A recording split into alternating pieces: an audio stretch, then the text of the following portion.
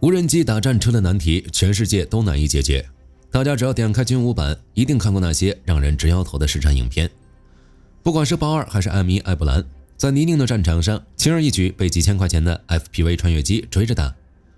戰車無用論吵得沸沸揚揚，很多人都在感嘆，這些傳統的裝甲部隊已經過時，戰車再不進化，真的要被滿天飛的無人機給淘汰了。那麼未來戰車應該是什麼樣子的呢？就在剛落幕的2026歐洲防務展上，德國人給出了答案，端出了一款代號 MBT Vision 2032的新型戰車概念方案。這套融合了豹2部分設計理念的未來戰車，宣告要在2032年前後形成初始作戰能力。今天火力軍就帶大家來看看，在戰車频頻吃瘪的低谷期，德國軍工巨頭這次到底端出來了什麼解藥？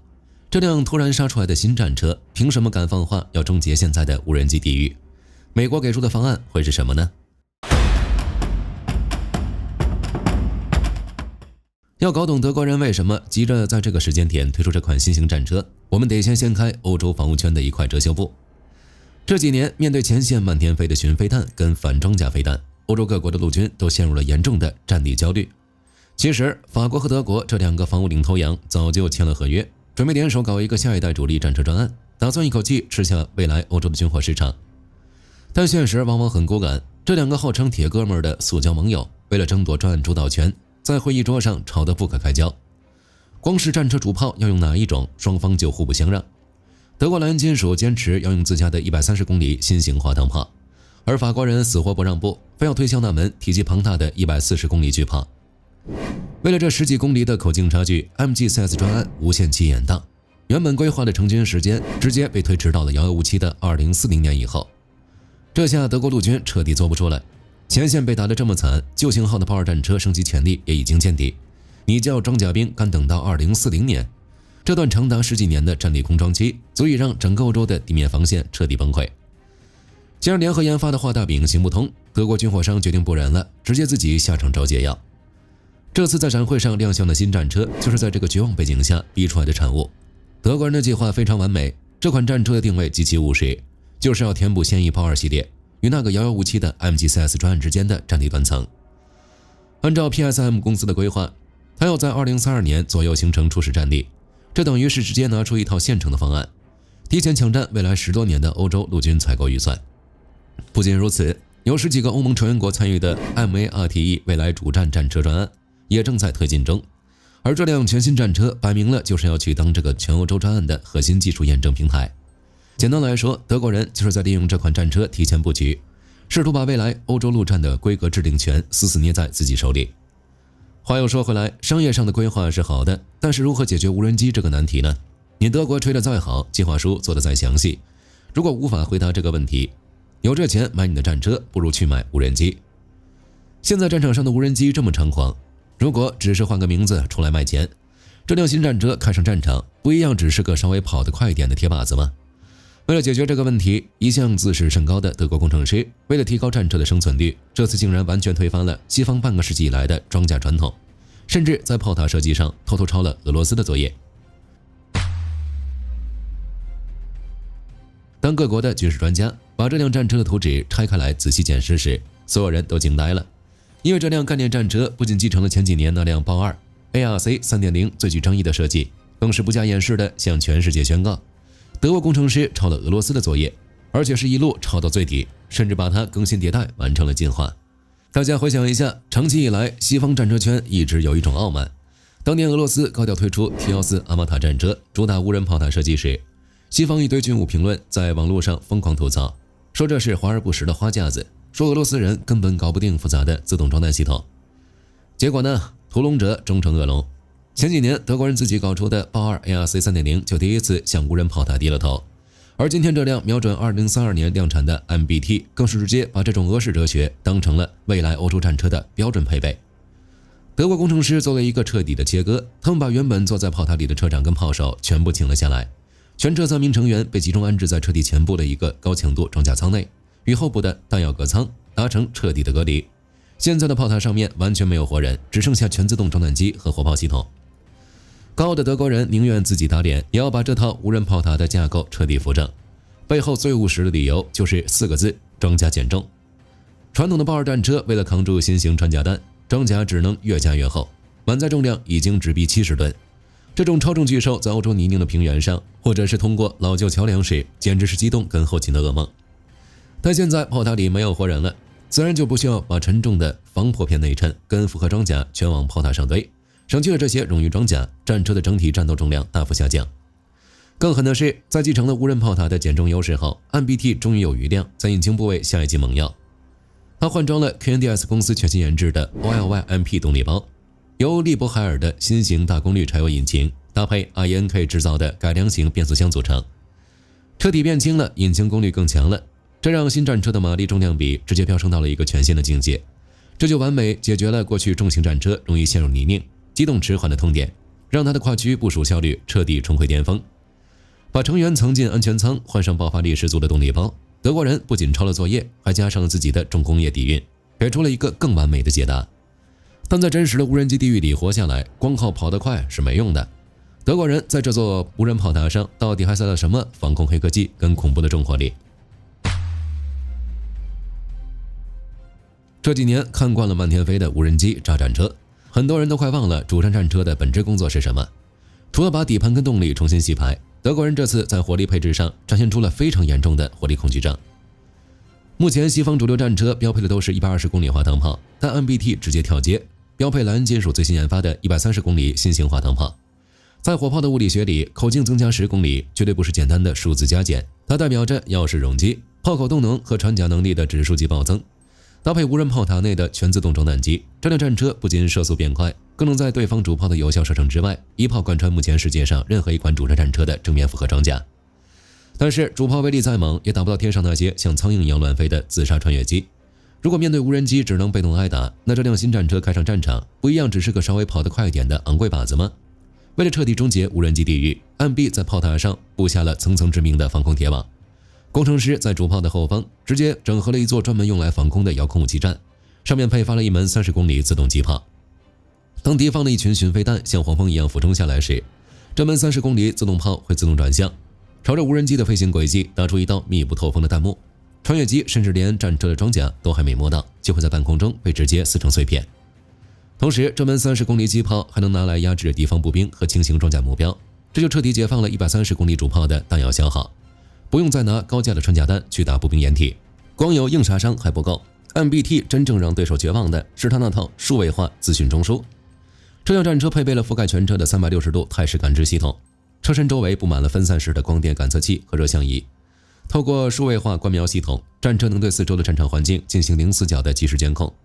最恐怖的是，這套系統具有高度智慧化的運算能力，它能自動發現來襲的微小目標，瞬間進行威脅等級評估，然後輔助車內的成員完成目標分配跟火力打擊。配合新一代的附加裝甲和主動防護系統，只要有反裝甲飞彈靠近，系統會在安全距離外自動發射攔截彈摧毀威脅。這輛戰車簡直把自己變成了一座擁有極強自我防衛能力的移動防空堡壘。看到這裡，這輛 MBT 無論在火力、機動還是防護的鐵三角上，似乎都已經交出了一張接近滿分的工程大件。但是就在歐洲人拼命堆疊130公里巨炮和硬杀傷系統的同時，大西洋對岸的美國人卻在看着同樣的烏克蘭戰場，得出了一個完全不一樣的結論。美軍為了應對未來的戰場，也在秘密研發新一代主力戰車 M1E3。但美軍不僅沒有跟着德國人搞巨炮，反而走上了一條顛覆裝甲常識的異端路線。這兩套截然不同的造車哲學，到底誰才真正抓住了未來戰爭的命脈？當歐洲人拼命給戰車加上130公里巨炮和遙控防空武器站時，大西洋對岸的美國人同樣看着烏克蘭戰場上的殘骸，卻得出了一個完全不同的結論。美國內部非常清楚，一味的往 M1 埃布蘭戰車上堆疊裝甲，已經走到物理極限的死胡同了，所以他們在前2年直接喊停了原本的 M1A2 SCP-V4 升級專案，宣布徹底轉向研發下一代的主力戰車 M1E3。M1E3 目前正處於概念與先期研發階段，它的技術驗證車就是之前在防務展上亮相過的 Abrams X。美國人的規劃跟德國人非常相似，也是預計在2030年代初期形成初始作戰能力，用來替換嫌疑太重、太耗油的老舊 M1 戰車。但在造車理念上，美國人走上了一條徹底顛覆傳統的異端路線。德國的 MBT 主打的是絕对火力和硬殺傷，他們要在單一戰車上把破壞力跟自我防衛能力撐到極限。但美國人認為，未來的陸戰後勤跟隱蔽性才是活下去的關鍵。所以艾米 E3 掏出了第一项黑科技——油电混合动力引擎。傳統的燃氣渦輪引擎雖然馬力大，但吃油跟喝水一樣。戰時龐大的運油車隊簡直是敵方無人機最好的夥伴。換上油電混合系統後，艾米 E3 的油耗直接砍半，徹底解除了後勤補給部隊的噩夢。更可怕的是，它具備靜音潛伏能力。戰車可以關掉傳統的燃油引擎，只靠電池驅動車內的射控和感測系統，在陣地裡做到幾乎零噪音、零紅外線熱訊號散發，敵人的熱像儀根本抓不到它的位置。艾米 E3 的第二項底牌是有人無人協同作戰。在美軍的戰術藍圖裡，艾米 E3 絕對不會單打獨鬥去前線扛炮火，它是一座移動的戰術指揮中心。在突進時，艾米 E3 會在後方遠端操控一堆小型的無人地面載具或是機器狗，讓這些無人小弟去前面探路、掃雷，甚至刻意開火去吸引敵方火力。等無人載具摸清楚敵人的陣地坐標，艾米 E3 再躲在安全距離外開火收割。把這兩台瞄準2032年的陸戰怪獸放在一起比對，你會發現非常有意思的戰術落差。德國的 MBT 是一頭為了在歐洲平原上硬碰硬、單車作戰能力頂滿的暴力野獸。它靠着130公里主炮跟密不透風的防空網，準備在正面戰場強行開路。而美國的 ME-3 則是一個精於算計的戰術節點，它靠着油電混合的隱蔽性，加上操控無人機小弟去當炮灰，主打一個我不跟你換血，我用網絡跟無人體系玩死你。這幾年，很多人在網絡上瘋狂帶風向，覺得一架幾千塊美金的 FPV 穿越機就能輕易換掉一輛上千萬的戰車。這種廉價機上昂貴的劇本，是不是代表未來的戰爭會變得越來越便宜？火力軍今天要把這個天真的幻象徹底戳破。便宜的無人機戰爭不會把戰車消滅。當德國的全新戰車和美國的 ME-3 正式成軍，當戰車全面標配了主動防護系統、微型防空雷達、電磁干擾模組以及可程式化空爆彈的時候，這代表傳統的遙控穿越機只要一靠近就會被干擾斷線，或者被金屬破片牆直接撕碎。敵軍如果想穿透這層新時代的複合防空穹頂，他們手裡的無人機就必須跟着進化。無人機必須加裝抗干擾的跳頻通訊模組，必須導入能在斷線時自動鎖敵的 AI 晶片，甚至必須發展出能在半空中互相溝通、協同分配目標的高階蜂群軟體。一旦加上了這些複雜的電子零組件，一架無人機的造價就會從幾千塊美金瞬間暴漲到十幾萬甚至幾十萬美金，而且你一次還要發射十幾架，才能勉強突破戰車的防禦網。看懂這個殘酷的軍工算賬邏輯了嗎？戰車的這波被動進化，硬生生的把反裝甲無人機的研發成本給強行拉高了。他逼着對手一起砸錢，把原本便宜的游擊戰重新拖回了拼重工業底蘊、拼晶片產能的高端消耗戰。這也同時宣告了另一個更加絕望的現實：未來陸戰的入場券門檻已經高到讓人毛骨悚然。在過去，很多236的軍隊只要買幾輛二手的豹2或者老式 T72，隨便訓練一下就能拉上前線衝鋒。但看看2042年的新時代戰車，在一輛不到60噸的车殼裡，要完美整合油電混合引擎、無人炮塔、自動裝彈機、360度環境感測、主動防衛系統，還要能遠端遙控前方的無人探測車。這種恐怖的系統整合難度，全世界只剩幾家防務巨頭玩得起。未來那些買不起也造不出這種高端體系的國家，在戰場上遇到這種具備數位化協同能力的裝甲部隊，下場就只有被單方面無情收割。這才是德國與美國這兩套造車哲學的最終意義。法德兩國的政客或許還會為了專案主導權繼續扯皮，但這輛由德國軍火商務實端出的 MBT Vision 2032，以及美國顛覆傳統的 ME-3，已經給出了未來戰場的終極解答。陸戰之王根本沒有死去，他只是在屈辱中蛻了皮，褪去了冷戰時期單純比拼裝甲厚度的笨重軀殼，變成了一個冰冷精密、隨時準備獵殺無人機的戰術中樞。好了，關於副德國新式戰車故事，今天就聊到這裡。你認為德國和美國的未來戰車誰會更強呢？別忘了按讚訂閱，我是火力軍，我們下期再見。好的，各位觀眾，今天給大家推薦一款 T 恤，不僅超有態度，還堪稱性價比之王。首先，它超級輕，拿在手上輕飄飄，穿上身更是零負擔，舒服到讓你忘了它的存在。其次，面料具透氣，就像會呼吸一樣，就算在外面跑一天，也能保持乾爽，徹底告別黏膩感。